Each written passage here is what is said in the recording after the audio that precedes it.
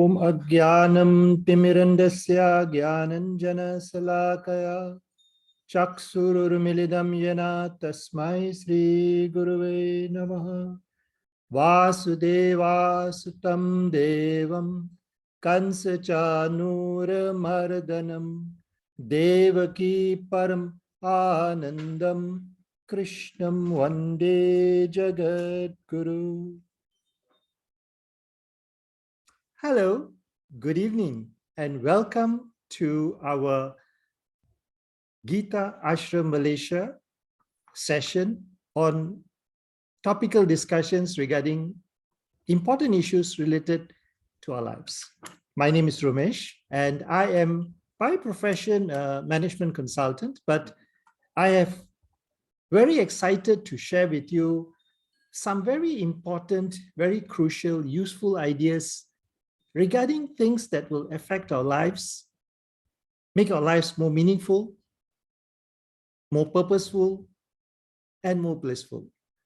So what I'm going to do is, I'm going to talk about, on a weekly basis, a topic that we're going to discuss and share in terms of how and why it is relevant by taking references from the Bhagavad Gita as a guide. As you know, Bhagavad Gita is considered a manual for life. And with this series of talks, hopefully, we will see how the timeless wisdom in the Gita helps us understand better how we can lead a better life. To ensure that the session is smooth, I really appreciate if everybody would be muted so that there will be no interference. Again, a very warm welcome from Geeta Ashram Malaysia. And I do hope you'll be able to follow the session, which would take about maybe 30 minutes, at the most 35 minutes. We'll have some time for Q&A, for discussion. I really look forward to your interaction so that we all can discuss and see how we can add value to what was discussed in the topic. And I'll end by verses from chapter 12 of the Bhagavad Gita, which is a wonderful chapter related to how we can become better devotees of the Lord. All right? So with your permission and with your wonderful attention, let us begin this discussion on today's topic, which is escaping the mind's prison. All right, let us now have an overview of what I'm going to cover. Let me just talk about, in brief, what we will be covering. Basically, I will start with how the mind is considered a prison that is just like a physical prison. What is the relationship between the mind's prison and the physical prison? What are the similarities between the two? And then I will talk about a very important topic, and that is the enemies of the mind. Who are these enemies? What are they? And how are they related to desires that we have? What kind of desires do we have that opens the door for the enemies to invade the mind?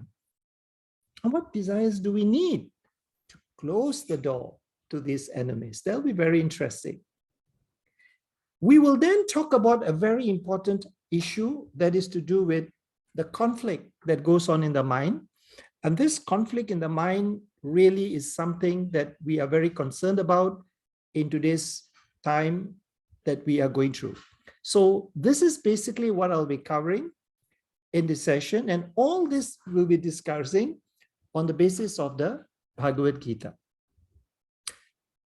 I'd like you all now to imagine you are on a wild horse, and the horse is running very fast, turning this side, turning that side, going towards the mountains, going towards the rivers, jumping across the rivers, going and running towards a forest fire. It's getting hotter and hotter, and you are feeling the heat. There's nothing you can do about it, because You are stuck to the horse.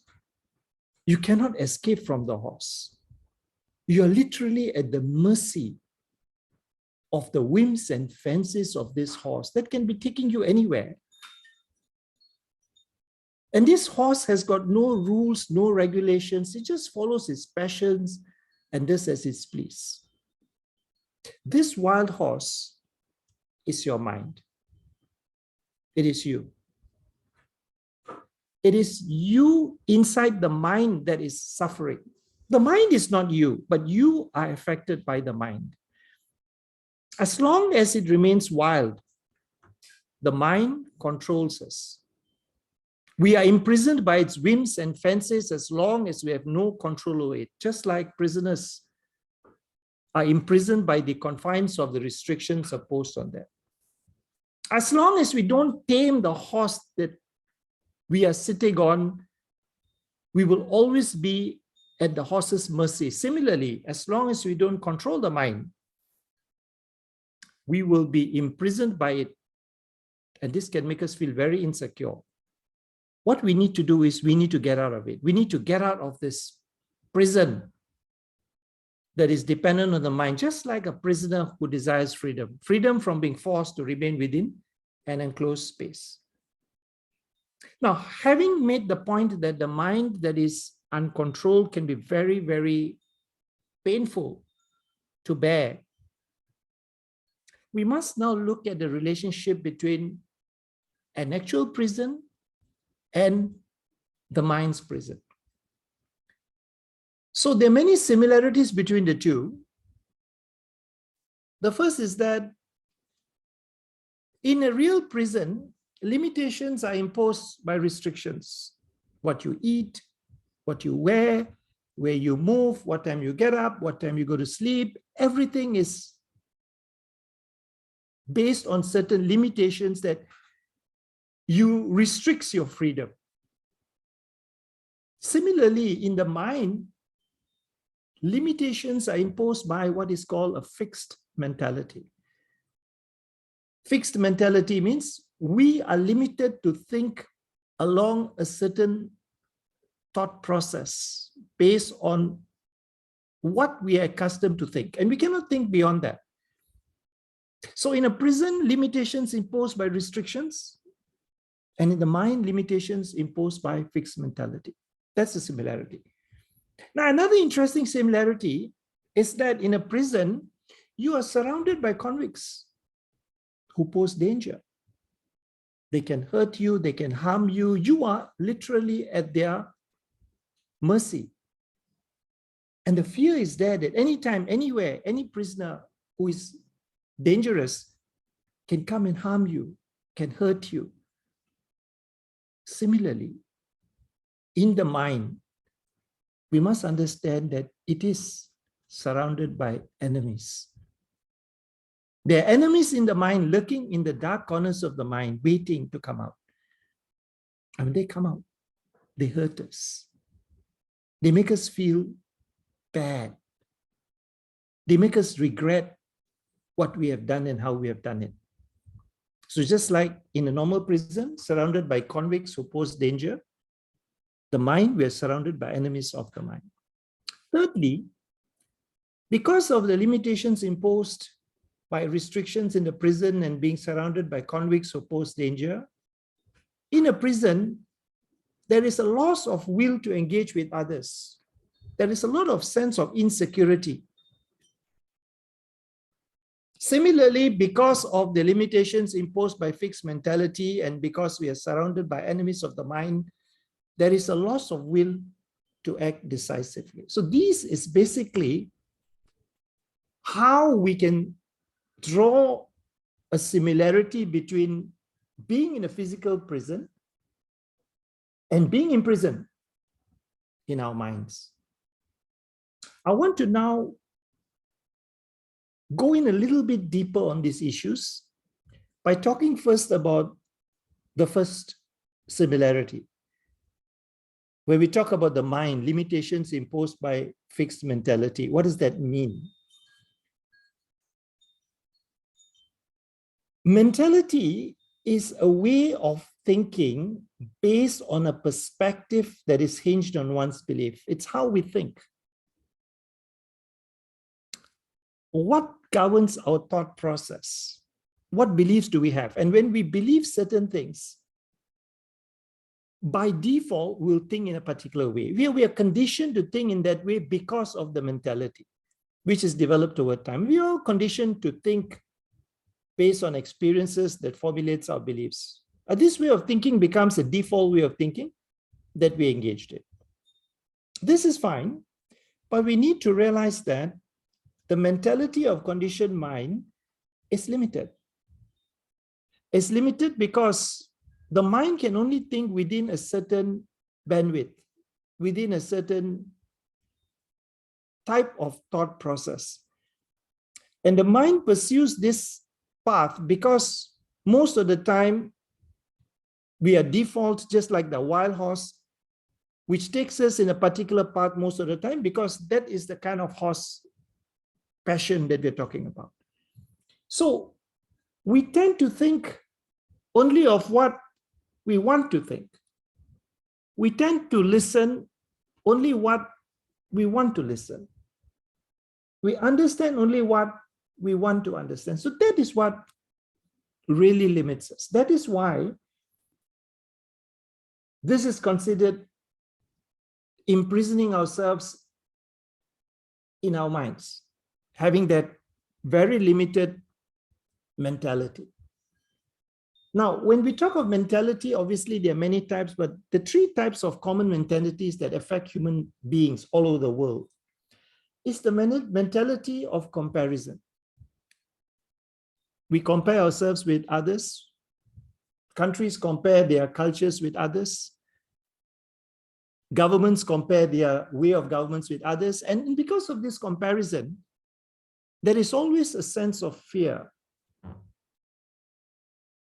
And when we keep comparing ourselves, we are caught in that mentality of comparison.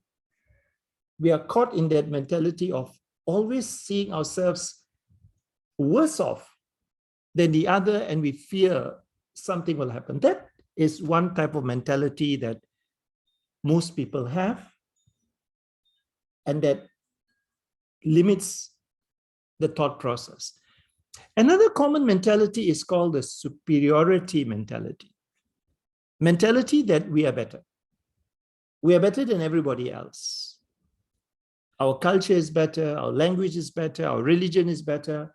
And this mentality really is indicative of people who are blind and at the same time have very good eyesight. They are blind to their own faults, own weakness, own deficiencies, but they are very sharp at finding out the weakness of other people, like owls. That's because their ego, the desire to be critical of others, is so strong. So that is another mentality which we see around us, and even we have sometimes. The third type of mentality we find very common that limits our ability to think is called the compassion mentality. We care, we love, we honor, we are concerned, and that itself is a mentality that makes us want to think like this all the time, every time, even in the face of situations where we should be careful, because there are people who have different types of mentality we deal with, but because of that compassion mentality, we cannot see beyond that. So we must realize that the thinking that people have, the mentality they have, will affect what they do. And this is going to bring about results. So this is a very important topic that we have to think about and realize, because the mentality we have really imprisons us. Now, I want to now talk about a very important reference with regards to these three mentalities, reference from the Bhagavad Gita. The first chapter of the Bhagavad Gita is very crucial because the rest of the Gita basically is centered around certain themes that will be presented in the first chapter. So in this sense, the first chapter is a pivotal chapter because this chapter is going to define the flow of the entire Gita. The first chapter is preparing the individual reader, the student audience of the Bhagavad Gita about what does it really take to deep dive into the ocean of wisdom that this book is presenting. Because it presents three main challenges that every seeker faces in his or her own life. Three psychological dispositions or mentalities that one needs to overcome if one really wants to internalize one's study. In the very first chapter of the Bhagavad Gita, reference is made primarily to three main characters. Dhritarashtra, the father of the Kauravas who are in the battlefield of Kurukshetra, Duryodhana, the head of the Kauravas, and Arjuna, who is leading the charge against the Kauravas. The first chapter is also known as Arjuna's Vishada Yoga or Arjuna's Yoga of Lamentation. In this chapter, a description is made of two armies, those of the Pandavas and the Kauravas face each other in the battlefield of Kurukshetra. Many signs indicate victory of the Pandavas. Dhritarashtra, the Pandavas' uncle and Kauravas' father, doubts the possibility of his son's victory and asks Sanjaya, his secretary, to describe the scene on the battlefield. Duryodhana, the leader of the Kauravas, arrogantly declares that the Kauravas are in a better position than the Pandavas to win the war. Although deep down, he realizes he may lose the war as Lord Krishna is on the other side. Arjuna, one of the 5 Pandava brothers, undergoes a crisis just before the fight. He's overwhelmed by compassion for his family members and teachers whom he is supposed to kill. After submitting before Krishna, many noble and moral lessons why he wishes not to fight, Arjuna casts aside his weapons, overwhelmed with grief. Arjuna's reluctance to fight indicates his kind heart. Such a person is fit to receive transcendental knowledge. So that is an overview of the chapter 1. Now, when we look at this, we find that these three mentalities we talked about, compassion mentality, superiority mentality, and comparison mentality, were exhibited by these three characters in the very first chapter of the Bhagavad Gita. King Dhritarashtra, in the very first verse, he said, "O Sanjaya, after gathering on the holy field of Kurukshetra and desiring to fight, what did my sons and the sons of Pandu do?" He is the king of the Kauravas. He's born blind. Sanjaya was blessed with mystic yogic power to view what's happening in a far place. And the king wanted to know what's going on in his mind. He's the father of 100 Kauravas. The 5 Pandavas are the sons of his brother. As such, looking after their welfare is also his responsibility. However, he wants his sons, the Kauravas, to fight against his own nephews, the Pandavas, and win the war. His question reveals the insecurity he feels as he compares his son's ability to win the war with the ability of the Pandavas in the holy land called Kurukshetra.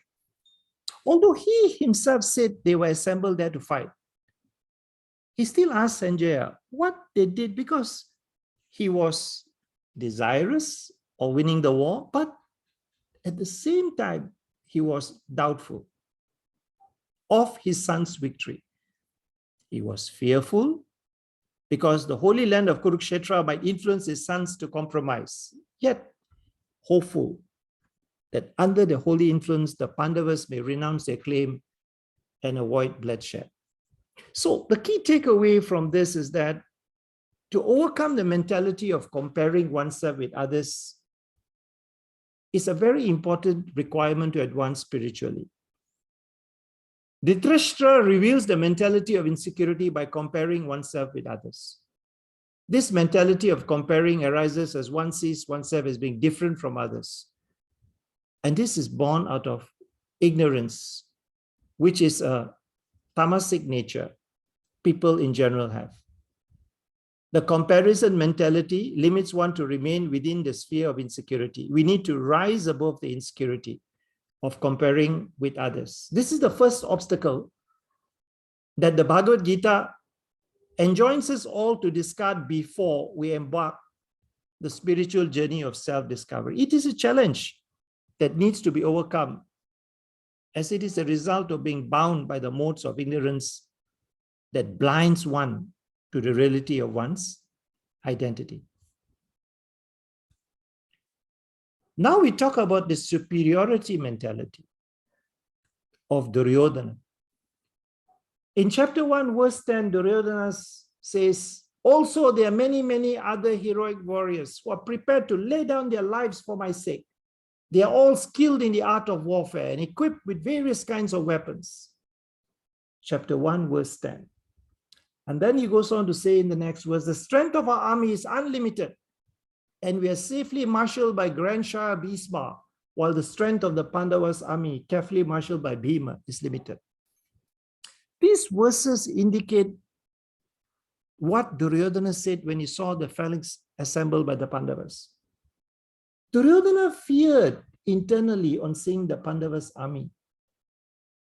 His statements denote him as a person who verbalizes his fear and insecurity by being critical of those that he views as enemies. He's by nature someone who is critical over the Pandavas and critical of his own failures, as he's insecure of being able to maintain superiority over others. He demonstrated the mentality of being arrogant to the point of not being able to accept others being equal or better than him.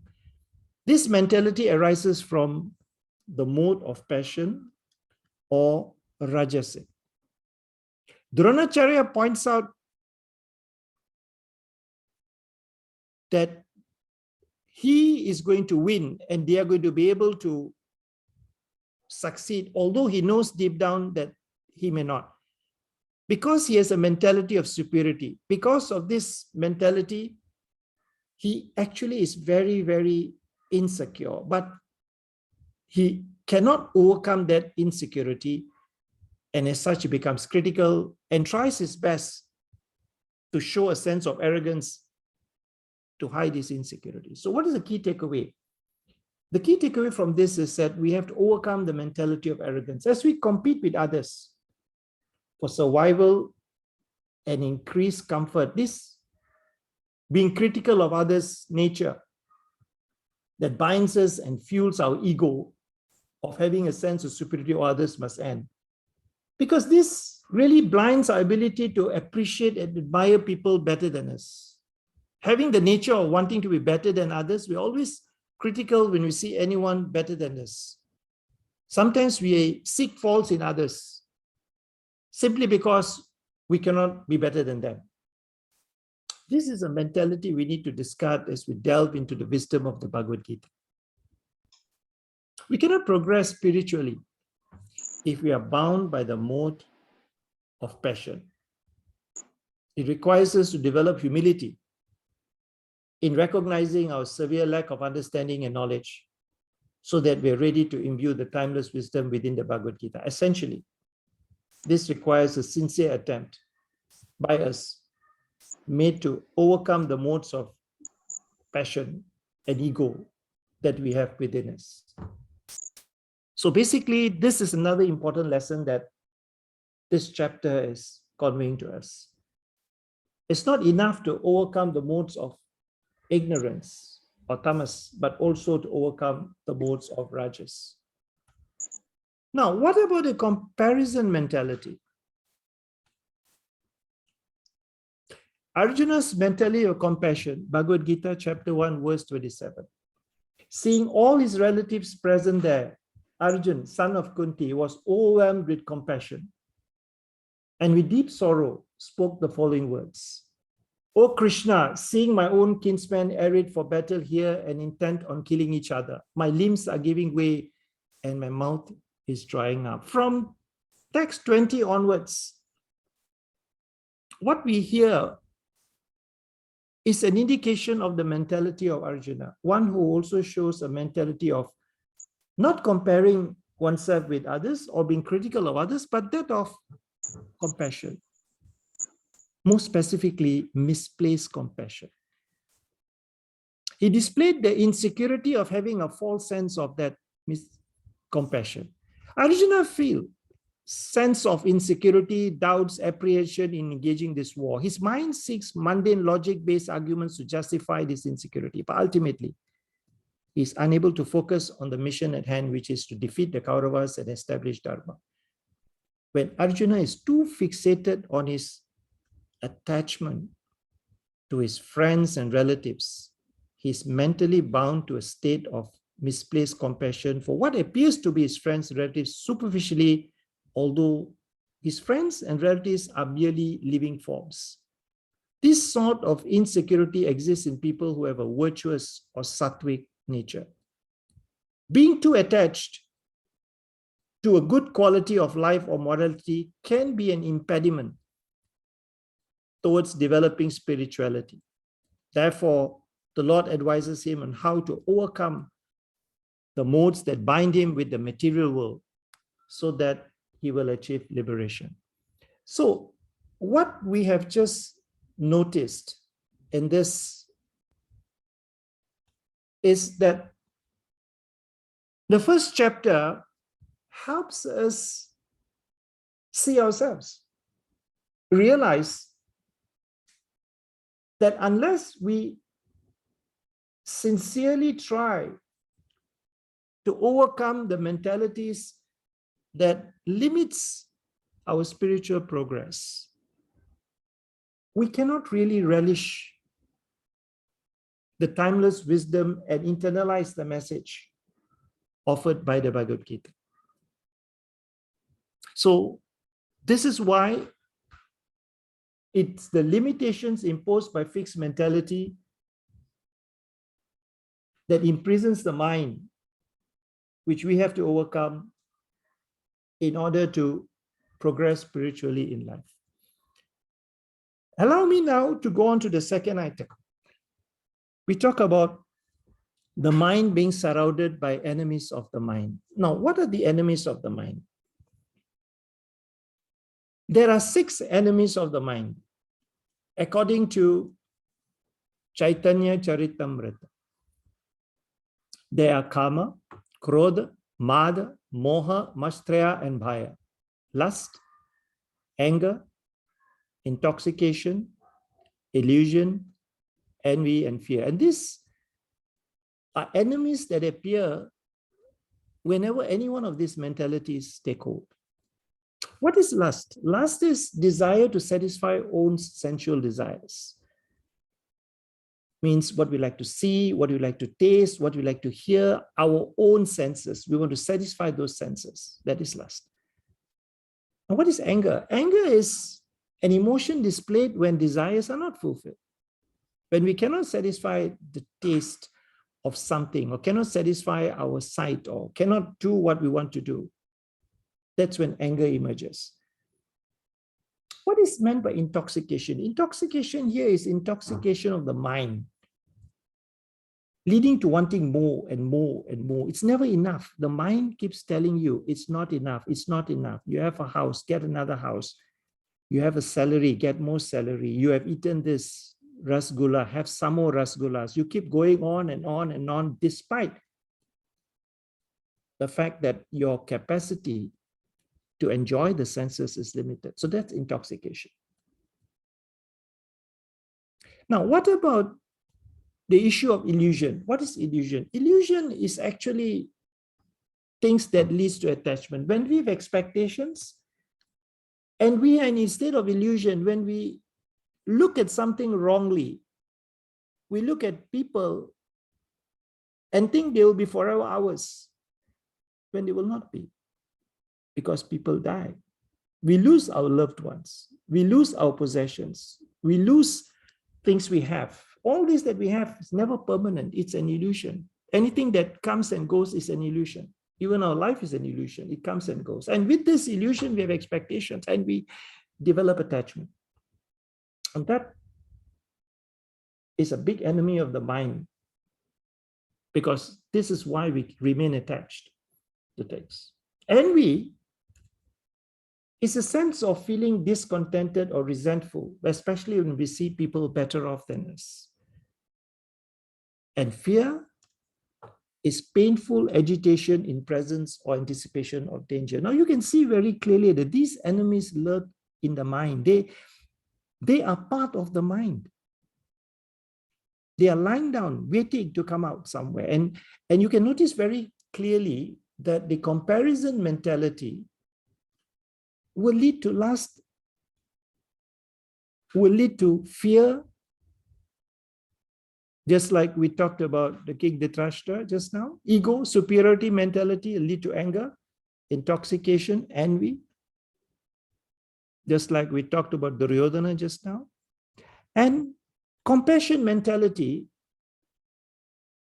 will bring about illusions, which leads to attachment, which is what disabled Arjuna from doing what he was supposed to do. Again, these enemies feed on the mentality and they create more pain and suffering, and they are in the mind. So we now talk about desires of the mind. Now, desires and the mind are like moisture and water, like heat and fire. You cannot separate moisture from water. You cannot separate heat from fire. It is part and parcel. Similarly, the mind and desires go together. Basically, we have many desires, but we can categorize those desires as physical desires. All forms of sense gratification are pure physical desires. You think of a pleasant outcome from fulfillment of these desires. Such anticipation, pleasure prompts you to hold on to the thought of satisfying your desires. As a result, your actions, emotions, intelligence work. So as long as we have desires, it's because we think of something continuously. When we think of something continuously, we hold on to those desires, and that desires are for sense gratification. Apart from physical desires, we also have emotional desires: need for love, need for recognition, need for sharing. Why do we have all this? It's because of an ignorant mind. This emerged from conditioning of the mind and possibly from karmic residue from previous lives. What these desires do is they impel us to look outside for fulfillment. You need somebody, some companionship, someone to share this with. And when you cannot, then the enemies will come up: anger, fear, envy. Now, to some extent, these two desires go hand in hand. But there is one more desire that emerges when they, to some extent, are satisfied. That's called intellectual desires. As a conditioned mind, outwardly focused, when the emotional and physical desires are satisfied, the intellectual desires emerge. These intellectual desires prompt the individual to create something new or engage in seemingly selfless social cause. And you can fulfill this for some time, but not for always. When all else is going well, when you feel the sense gratification, emotional fulfillment are not enough, this one takes birth. So these are the desires that we have. All these desires, physical desires, emotional desires, intellectual desires, makes people a servant of the senses. We exist to satisfy the senses. And that means the senses become our masters. These senses, these desires attract the enemies of the mind. Now, which desires stops the enemies of the mind at its tracks? There is a desire that does that. That is called transcendental desires. Like the other three, this is always singular because this is not connected to physical, emotional, intellectual. Actually, they only emerge when the burning desire to discover your own true nature remains. And you have the desire because you realize that futility of gratifying infinitely insatiable desires of the first three types. When you fulfill the transcendental desires, you are free from ignorance. You remove all shackles of the prison that holds you. And more importantly, you hold and you prevent the enemies of mind, because you are no more the servant of the senses. With transcendental desires, you become the servant of the Lord. So that's how and why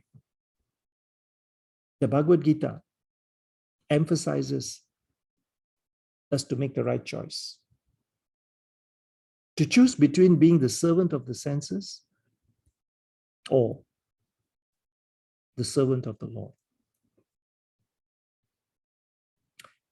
The third element I'm going to be covering is regarding the loss of will to act decisively. This is something very important, because we know that the mentality of comparison, superiority, compassion we discussed earlier forms an established order, framework of one's reality.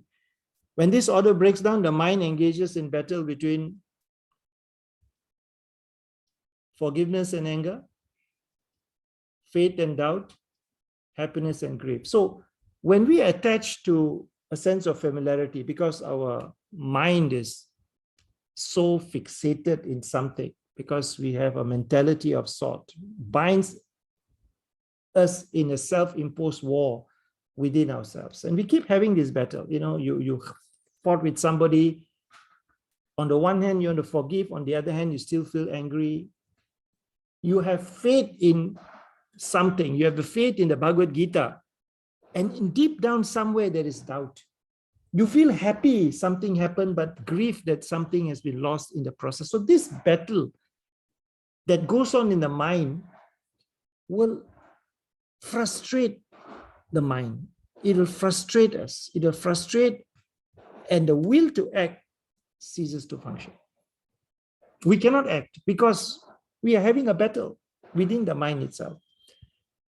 Just like Arjuna, there was a battle going on in his mind that imprisoned him.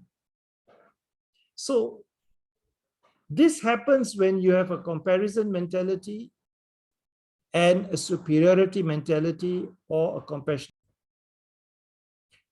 I'm sorry for that. There seemed to be some interruption with the slides. Anyway, let me take some time to wrap up and then we'll have a bit of a discussion.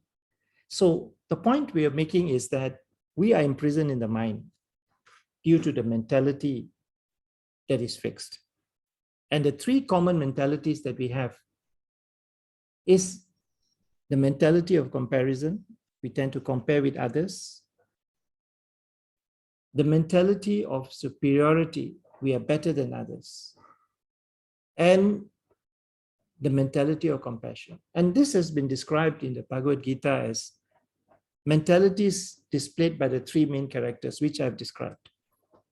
And this also signifies the need for us to overcome these mentalities, overcome the mode of tamas, rajas, as well as sattvic. Because if we don't do that, we cannot really reach out and benefit by listening and learning exactly what we're supposed to learn. The second thing we must realize is that there are enemies in the mind that are in the mind all the time. There are 6 enemies we mentioned just now, and these enemies are just waiting to come out. Lust, anger, illusion, intoxication, fear, attachment. And all these enemies prevent us from developing spiritually.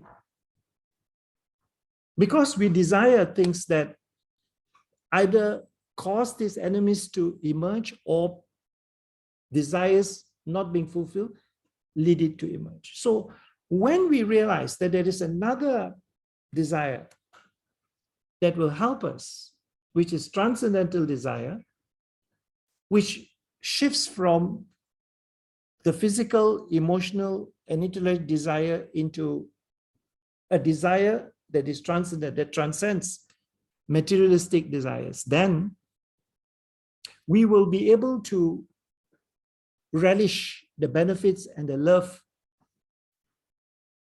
of the Lord. But that will require us to make a decision. Are we going to be servants of the senses or servants of the Lord? The Lord, after all, is Rishikesha, the master of all senses. So when we become the servant of the master of all senses, all other senses will be satisfied in any case. Now, when we are caught up in this battle of the mind, the conflict of the mind, we're choosing between doing this and doing that, between faith and doubt, between being right and between wrong. That conflict in the mind is like waves in a stormy sea that go up and down and up and down and up and down, that affects us. And if we focus on the waves, we don't realize that the waves are actually part of the ocean. Without the ocean, there can be no waves, but we are focused on the waves. We're not focused on the ocean. The ocean at the center, at the bottom, is still, is calm, is peaceful. That represents life. But we are so focused on life forms. And when the conflicts in the mind continue, we are battling, we are fighting, we are trying to battle one after the other, forgetting that the war has to be won, not the battles. And what is the war? The war is our ability to make the life that we have a better one, to satisfy the purpose of our very existence. That is something that we need to do, but for that we need will. The power of will is just not there because it is blocked by the conflicts in the mind. Just like a genie in a bottle, the cap holds the genie inside. And that cap represents the conflicting mind. The genie represents the will, which is what Arjuna went through, was going through. But Lord Krishna could see that. Lord Krishna told Arjuna, first win the war in the mind. Don't get caught up in the mentality and attachment of your relatives and friends. That is a very superficial fight. The real fight is the fight for dharma. The fight you have to make your life and the life of others better. My fight. Because that is what I want. So it's a question of serving the senses or serving the Lord. And Lord Krishna wanted Arjuna to be his instrument. And for that, he was advising Arjuna to go beyond this conflicting battle. But Arjuna couldn't. We can't. Because we have a fixed mentality. Because we are conditioned by modes of ignorance, modes of fashion, modes of goodness. Because based on our mentality, that's the reality. So the only way to move forward is to have an alternative reality, a different reality, a reality that is beyond the existing modes. And that is the alternative that the Lord presented to Arjuna. He showed Arjuna what is the alternative to this battle. How do you transcend, overcome the emotions rather than being overwhelmed by it? You need to look at things from a different perspective. So the alternative reality becomes the focus of chapter 2 onwards, and which is going to become the focus of my discussion next week. So I'm going to be talking about this alternative reality, which the Lord presented to Arjuna. And we got to remember that Arjuna had to clarify his doubts before he could accept this alternative reality. And that doubts clarification process is crucial. And who can clarify his doubts? Not somebody who is caught in the same mess, who has got a conflict mind like himself. A drowning man cannot save another drowning man.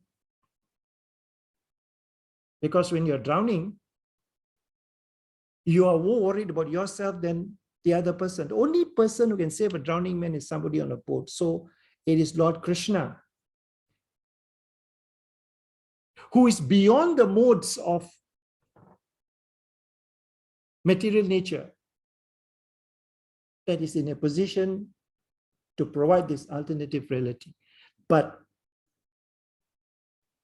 this only can happen if and when there is submission and surrender. And this surrender, this submission, and acceptance of the Lord as his Guru is what enabled Arjuna to benefit, to go beyond that conflict of the mind he had. So we're going to be discussing this next week. And I'm going to put together a session for that. For now, we have just understood that to escape from the prison of the mind, we need to observe the mind. We need to be detached from the mind. We need to shift the desires that we have from physical, emotional, intellectual to transcendental desires. And more importantly, we need to be honest with ourselves and realize, yes, there are conflicts in my mind. I need help. And only then help will come. All right, we have 10 minutes more. Is there anyone who'd like to say something or share your thoughts regarding what we covered? Any questions? No? Okay. If there are no questions, I urge you, please, if you enjoyed what you heard, tell your friends, tell your relatives, send them the link. The more we together enjoy and learn from the Bhagavad Gita, the better we feel and the better our lives become. Our lives become more meaningful, becomes more purposeful, and more blissful. So if there's no questions, I just checked the chat box if there's any questions. How do we overcome the various battles that rage in the mind? How do we overcome the battles that rage in the mind? By first recognizing and realizing that there are battles, accepting the fact that we are fighting a useless fight in this material plane of existence, submitting to a guru, listening, reading the Bhagavad Gita, shifting those desires from physical, emotional, and intellectual into transcendental desires, learning to serve the Lord rather than to serve our senses. Then to some extent we can overcome, but then that is not the only answers. There is so much more to go, and that is why we need to learn from the manual of life, which is called the Bhagavad Gita. Is there any other questions? Yes, Diana, you raised your hand. What's your question, please? Go ahead. Diana Low, you can unmute. Maybe you can type in the chat box if you can't speak. No? It'll be nice if we have interactive discussions, then we can learn from each other. Yes, I got a question up. Diana, yes, go ahead. Can unmute. Yeah, go ahead. Hare Krishna, Dr. Rumesh. Actually, it's not a question, but I'd like to just my recap as to what you've said, which actually was like the penny drop in me when you said that Arjuna need to win the battle in his mind first. I think that's in most cases, that's what we have to do, the devil in us that we have to fight. And also you mentioned about, I like your description about the moisture and the water, heat and the fire, and displays compassion. I think, it's just not compassion, but why we have to transcend from just this is not your body concept. Yeah, and I also like Dr. Rumesh, you said about servant of not to be servant of senses, to be servant of Rishikesha. So that was so beautifully described. Thank you. Thank you so much. I really appreciate the nice comments, and you have given me more the reason to work harder for a presentation next week. I really look forward to having you all, and I look forward to your participation. Please, once again, do send and invite others to come in. And if possible, do come to the Geeta Ashram to share the wonderful times we have and learn a little bit more about the Bhagavad Gita. On behalf of Geeta Ashram Malaysia, please accept my apologies if there's anything I've said that is wrong. Any mistake I made is totally mine. And I do hope that you will continue joining us in this wonderful journey of Voyage of Discovery. Hare Krishna, Jai Sri Krishna.